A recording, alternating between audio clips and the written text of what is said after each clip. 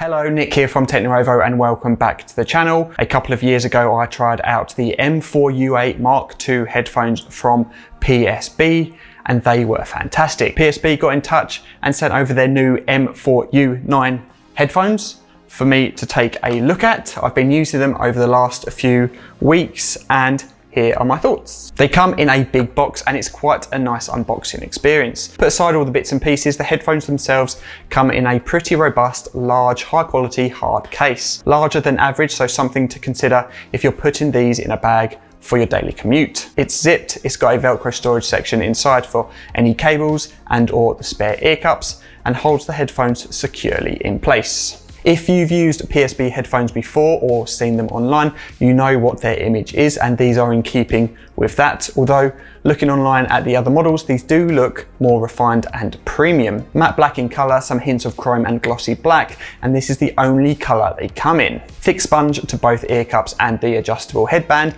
lots of flex and adjustability to allow a fit that should suit most heads. The ear cups can be removed and you're provided with a spare pair in the box. It's a little fiddly and you need to use a lot of force to get them off. Each cup is clipped into place with lots of little notches all the way around, and although that makes them very secure, it felt like I was going to break them when taking them off. All the controls are located on the right ear cup and they include power on and off, ANC, volume, track and Bluetooth control. The controls work well. I really like the rocker switches for the volume and track control. They're very smooth. Each button is well positioned and I found them very easy to use on the fly. Let me touch on specification before I go into performance. We've got Bluetooth HD connection with aptX, adaptive and CVC technology, graphene infused 40mm drivers, which I've not heard of before and I think that's how you say it. Close back over the ear and amplified sound, separate active noise cancelling, active and passive modes, room fill, which is PSB's trademark for sound profiles, I believe, but a bit more on that later. Personal sound by Audio Do,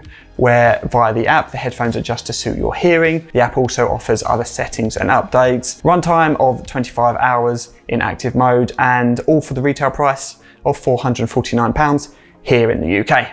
As for performance, superb. I don't call myself an audiophile, but I do try out a lot of headphones and earbuds, and after playing that first song, I knew straight away these were going to deliver. Very well balanced EQ for the genres I listen to, rock, country, and sometimes a bit of R&B. Hearing each cymbal hit the bass drum punching through, riffs are shredding and vocals are prominent. Putting something more poppy on, chart stuff like Jack Harlow, it again sounds fantastic, and that bass.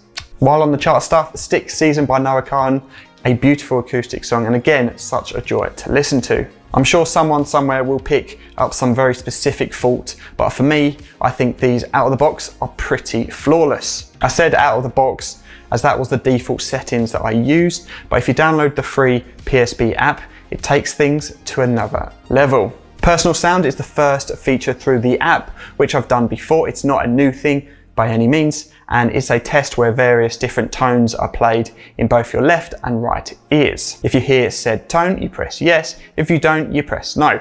And from this, a profile is created and it's meant to be suited to your hearing. You can then go into the personal sound option and turn it on and off. I turned it on and off several times while music was playing, and it was an obvious and positive difference between the default sound and the profile. Next, there are 4 EQs to choose from. Room fill, which is the first option, which is PSB's own sound profile. They've engineered this sound to deliver the warm, natural sound of a live performance. You've then also got better dialogue, more detailed and tighter bass, which are self-explanatory. You can flick through all of them and there are some subtle differences, but for me, I'd stick with personal sound on and room fill, which sounded the best in my opinion. The EQs look like they can be adjusted as you get shown the EQ sliders on the app, but you can't and you cannot create your own EQ either yet. This feature may be added in the future, however. There are other options and settings in the app for volume and button controls, plus you can push a firmware update out to the headphones if there is one available. Moving on to the active noise cancellation, it too is fantastic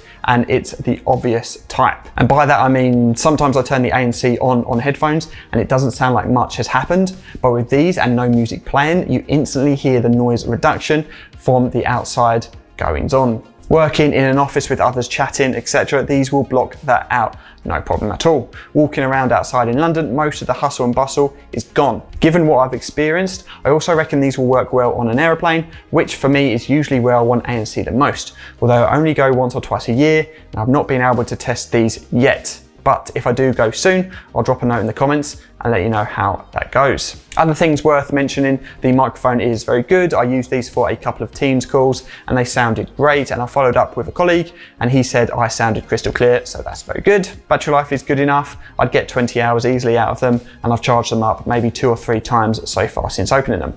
So final thoughts on the M4U9 headphones. They sound fantastic, some of the best I've heard in years. They're very comfortable to wear. The ANC is equally as fantastic. The controls work well, and the battery life is more than enough for my commute and work sessions.